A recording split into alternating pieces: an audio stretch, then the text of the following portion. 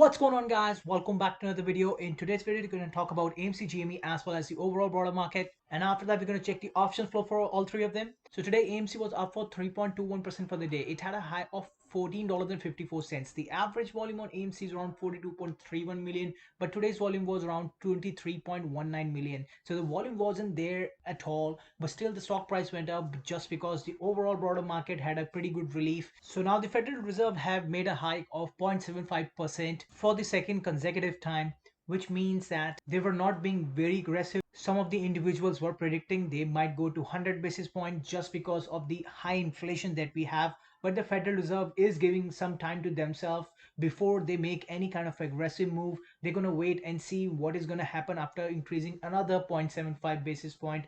Now, after that was the market anticipated it pretty well and it had a pretty good rally to the upside. Now, when we come over to the GameStop, it was up for 4.16% for the day. It had a high of $34.12. The average volume on GameStop is around 14.04 million, but today's volume was around 4.25 million. Like I said again, there was not much volume that was coming in GameStop. Still, the price went up significantly just because of the overall broader market. Now let's come over to the SPY. Now SPY was up for 2.60% for the day. It had a high of $402.88. Now the market has definitely rallied a little bit, but there are still bad news out there. There was the earnings of Meta, Teladoc, and there were all bad news that came out of those companies, and it doesn't seem to be like this market rally is going to last long. Now what we have seen from last two times, what happened after the Fed increased the interest rate, the day when they increased the interest rate, there was a big huge spike towards the upside, and then the next day we had a significant downfall in the overall broader market. But there were a little bit of different scenarios. What happened last time,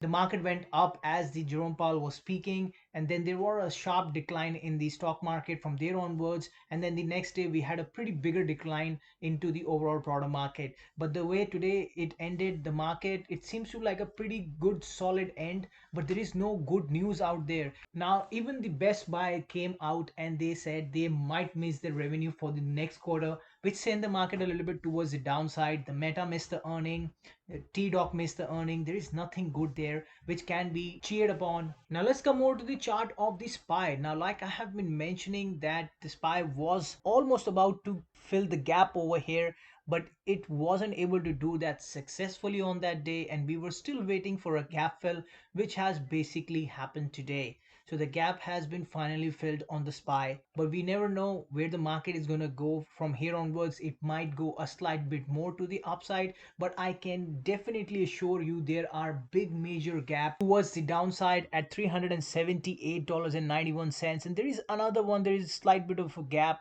which is existing over here at 369.67. So this kind of a market rally that we have today, I'm pretty sure that's not going to last too long, but we can expect some sort of a green days coming into the overall broader market before we get any kind of a significant downtrend into the overall broader market. Now tomorrow we have the GDP number coming out, which is basically very big. The government was supposed to declare it officially into a recession, but the government has already planned the things. They are already saying this thing out there: if we have a negative quarter GDP for the second time, it is not going to be in recession. So they are trying to change and manipulate the statements what they are making right now, but we just have to wait and see how this is going to play out. Now let's come on to the options flow for the AMC. Now we increase the premium to max and see what exactly the whales are doing. The majority of the whales were onto the downside, but there was few more suspicious call buying that was happening. This $10 call option that's going to expire in 540 days. This individual was buying 1,920 contract and paying $1.5 million for it. Way too much deep in the money call option this individual is buying. There was this another $14 call option that's going to expire in 8 days, and this individual is again buying 1,920 contract and he's paying $227,000 for it. What they are basically anticipating is that we might have some sort of a upward momentum that will keep coming into AMC from here onwards. The rest, there was nothing majorly suspicious coming out of the option flow for the AMC. Now let's come over to the options flow for the GameStop. Now increase the premium to max and see what exactly the whales are doing. Now majority of the whales are all onto the downside and they are buying way too much deep in the money put options because they are scared that we might get some sort of momentum coming into the GME. So the volume is not there at all, which can bring up the price for the GameStop. but the overall broader market can push the GameStop from here onwards. But I personally think it is a very tricky situation right now. Market maker might be trapping a lot of retails into buying call option, and then the market goes down significantly the next day. That's what we have been experiencing from last two times. Let's see what's going to happen tomorrow. But I personally think the way the market ended today, it seems to be like we have a very solid base towards the upside. Now let's come over to the options flow for this SPY. Now I've increased the premium to max and see what exactly the whales are doing. Now these two whales were basically buying put options, and they bought it exactly at the market close.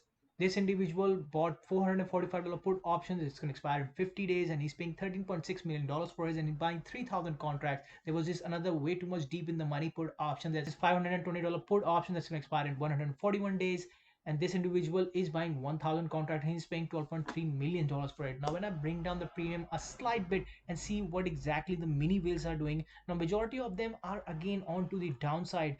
Not much of a call buying that is happening, but whatever the call buying is happening, they're buying short expiration days. Now when I bring down the premium a little bit and see more further that what the mini whales are doing, now majority of them are again are on to the downside, and they are buying put options, and they are betting that the pie is going to go down from here onwards. So thanks for watching my video. Please like and subscribe my channel, and I'm going to see you in the next one. Cheers.